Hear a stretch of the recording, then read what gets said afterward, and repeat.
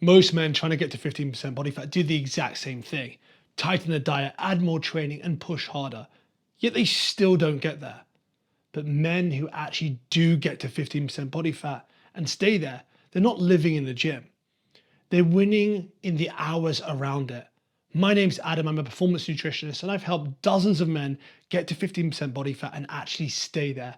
I'm gonna give you 10 micro habits, none of them about training and none of them about nutrition, yet they make it significantly easier to get to 15% body fat. All of these habits are backed by research, yet almost nobody actually focuses on them. 7 years ago, I was running a fitness studio. I was sleeping around 5 hours a night, training consistently and eating well. Yet my body composition was noticeably worse than when I was doing less. I thought I needed to be more disciplined with food, and that was the wrong diagnosis entirely. The problem wasn't the food, but I was trying to tighten a system that was already breaking down. The research on this is pretty clear. Recovery, we are talking about sleep and stress. This sits alongside training and nutrition as a fat loss variable. If you push harder into a body that can't recover, it doesn't accelerate results, it stalls them. So once a week, before you drop calories further, or you add some cardio, run a 30-second check. Is your sleep under 7 hours? Stress 7 out of 10 or higher on most days. And you're waking up feeling like you haven't actually slept. 2 or more of those, there's your red flag. You don't tighten anything else this week. No calorie cuts, no extra sessions. Your job is to improve one recovery variable while holding everything else steady. So while I was running the studio, I treated sleep like something I'd just catch up on when the weekend came around. I genuinely believe that as long as training and nutrition were in place, a few short nights didn't matter much. It was probably more like most nights. What I didn't account for was how much harder everything else felt.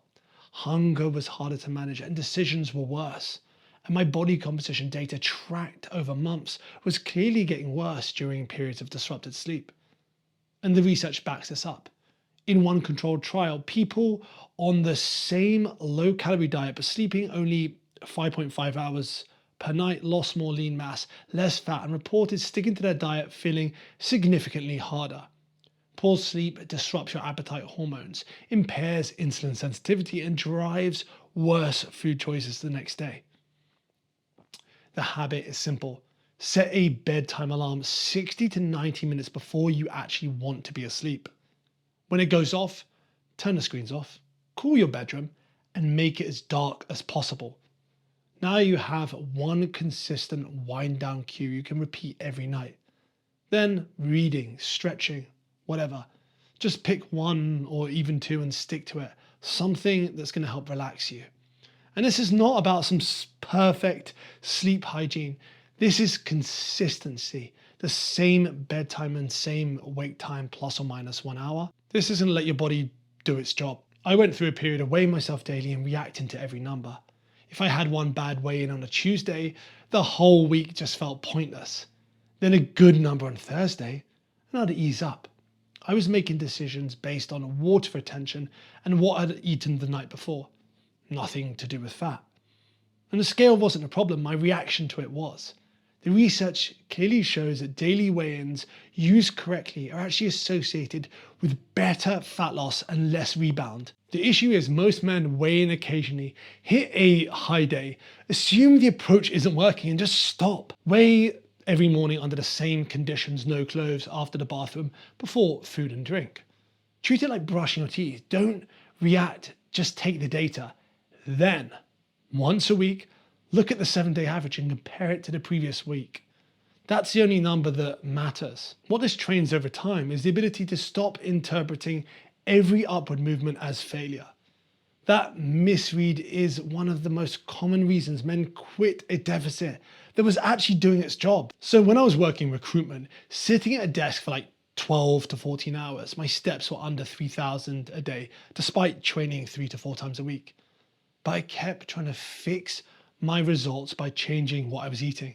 Just kept adjusting my nutrition. I play around with different foods, different timings, different fasting methods. It took me an embarrassingly long time to realize the environment was the issue. I had trigger foods on the counter on my desk. So I'd have a bag of nuts. I'd go through that daily like a bag of cashews or a bag of pistachios. Then I had unstructured evenings. I was coming home already depleted, making food decisions that were the worst possible at that moment. And then the research frames environment as a genuine fat loss variable, but not one many people talk about. When your surroundings are set up against you, willpower is irrelevant. You'll lose to the environment most of the time. Now, once a week, Sunday works well. Spend 5 minutes asking yourself, where did my environment make this harder than it needs to be? Pick one friction point and change the environment, not yourself. Move trigger foods out of sight. Charge your phone in a different room. Put your trainers by the door so getting out requires no decision at all.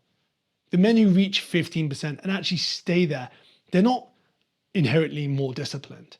They built fewer situations where discipline is required. I know when I'm most vulnerable. Late evening, when I'm tired, not particularly hungry.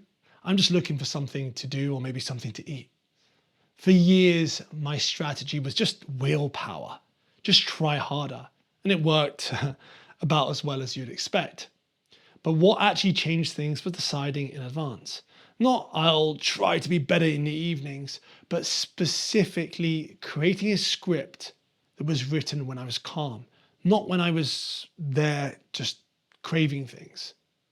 The research on this is consistent. Specific, pre-decided plans execute far more reliably than vague intentions because they remove the need to make the decision under pressure. Once a week, write down 2 if-then plans.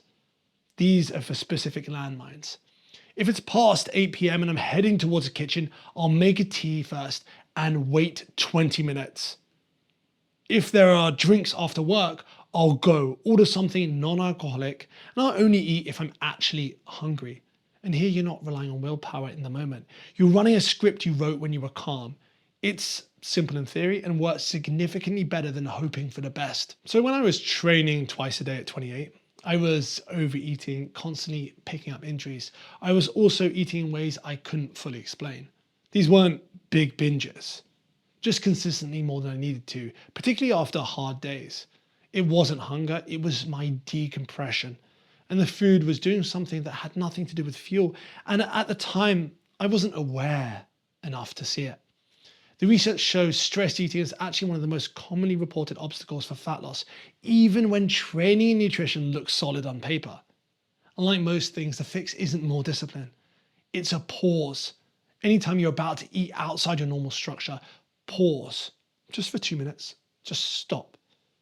Ask 3 questions. What am I actually feeling right now? Name it. Where do I feel it in my body? And what do I actually need? Food, or is it just something else? You can still eat afterwards. The rule is just no unplanned eating without those 2 minutes first. And you don't have to redirect every episode. If this changes even 20 to 30% of those moments over several months, the cumulative effect on how consistently you hold a deficit is significant. I had a client, let's call him James. He was doing everything right for 3 weeks, then having a difficult weekend, then deciding that the whole week had just failed. Back to the start mentality every single Monday. And he'd been doing it for years. The frustration was building, yet had nothing to do with his actual adherence, which was generally good most of the time. He didn't lack discipline. He lacked a way to assess the week honestly without becoming a verdict on himself. The research is clear that rigid all or nothing thinking, I've ruined it, might as well write off the whole week, is directly linked with worse long-term outcomes and more binge type behavior. Once a week, pick your 2 to 3 key habits outside of training and nutrition. Rate each one 0 to 10. Then ask yourself one question. What would make it 1 point improvement, like next week? If sleep was a 4, a 1 point improvement might just be switching off screens maybe 20 minutes earlier. And not an entire overhaul, just one small shift. Always adjusting beats always starting over. That distinction stretched over 6 months is enormous. So the recruitment job, desk-bound, commuting, low activity, it taught me something about decision fatigue that took me a while to articulate. By the time I got home, I'd made hundreds of small decisions all day. And evening food choices were consistently poor, not because I didn't know better, I knew what to eat, but because I had nothing left. And the answer wasn't fasting longer, it was fewer decisions. The research shows that decision overload is one of the fastest ways to kill adherence. When choices multiply, execution drops. Pick one weekday for it to be your template day. Now pre-decide the morning routine, the rough structure and timing of meals, the wind down. At this stage, not the exact foods, or you can do, but just a framework. Now run it every week without redeciding anything. This day isn't special. It just costs you almost nothing cognitively. No food decisions when you're half awake. No meal choices at 7 p.m. when the workday's taken everything. The day runs itself. One reliable, low friction day per week removes consistent pressure from the rest. Now, when I was at my leanest for the longest period of time, which for context was also me overtrained with low testosterone and feeling significantly worse than I looked, I'd built a system that worked in isolation. The moment real life entered, like a dinner, a few nights out, a holiday, everything fell apart because I had no plan for it. Now you don't need to wall off your social life to get lean. You just need to stop winging it. The research is clear here. Planning around your social life works far better than trying to avoid it. Your environment includes the people in it. Once a week, do one thing to align your social environment with where you're trying to go. Text someone and suggest a walk instead of drinks. Tell your partner what you're working toward and what would help. Look at the week ahead and decide in advance how you'll handle whatever's coming. One small alignment per week over months adds up to significantly less friction. You'll also have far fewer situations where you're trying to override your environment from scratch. When I finally pulled back from the excessive training and very low body fat I'd held for near on 2 years, I overcorrected. I started eating more, as I should have, but with no structure around it. Within a few months, I'd rebounded further than I intended. Not from one bad period, from gradually loosening with no boundaries and no plan. And the problem wasn't that I'd allow flexibility, it was that the flexibility was reactive and not planned. The research is consistent. Flexible approaches allowing a wider range of foods while staying broadly within your targets produce similar or better fat loss outcomes than rigid rules. This also comes with significantly less rebound long term. Once someone feels they've ruined it, the full binge follows, then the guilt, then the whole cycle repeats. Planned flexibility breaks that pattern. Now, whenever you know in advance you have an off-plan meal coming, like a work dinner, birthday, a night out, spend 2 minutes the day before writing a simple protocol. Decide your boundary. One plate, no seconds. Maybe dessert or alcohol, not both. Protein first, vegetables second, and then whatever fits. Then decide what getting back on track looks like the very next meal. Don't even think about some punishment cardio and starving yourself leading up to the meal. The key word is planned. You're making a calm decision in advance, not reacting to guilt after the fact. This distinction matters more than the meal itself. 10 habits, none of them about training, none of them about macros. If the plan is already in place and you're still not moving towards 15%, this is likely where the gap is. Not the program, but the space around it. Subscribe if you found this useful and watch this video next. I'll see you there.